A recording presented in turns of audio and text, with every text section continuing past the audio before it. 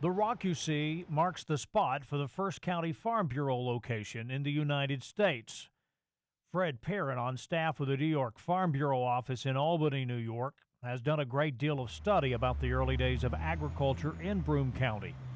He told us this is a significant location not only for New York agriculture, but also for farmers and producers across the country. So the first Farm Bureau was started here in 1911 with Mr. Quinn being the first president. Things weren't going terribly well in the Binghamton area. The Chamber of Commerce was concerned because their merchants were not doing a lot of business. The railroad was very concerned because freight coming in and going out was down. Productivity in the farms was really not doing very well, and they had heard about a situation in a southern state where basically somebody had been hired to improve productivity.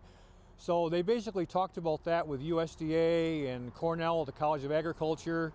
And the difference was that the chamber said, let's go ahead and have an organization for a bureau for farmers. So the name of Farm Bureau came about. And what's really significant there is that made this different than anywhere else was this was going to be an organization controlled by farmers, for farmers. So the first County Farm Bureau president, James Quinn, did operate the farm here in 1911 and started the story that we now know is growing. Dean Norton is the president of the New York Farm Bureau.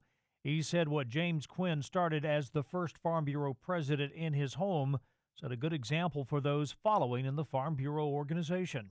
It's been an honor since I've been president to understand and know that, here in Broome County, New York, we started the first Farm Bureau chapter, which was the start of a phenomenon, not just, here in the United States and in New York, but if you think internationally, when people hear Farm Bureau, they know that there's substance behind that name. They know there's integrity behind that name. And they know that, when they're talking to President Duval or they're talking to President Norton, that there's a whole group of farm members behind them, standing behind them with a set of issues that is important to them, and you can take it to the bank.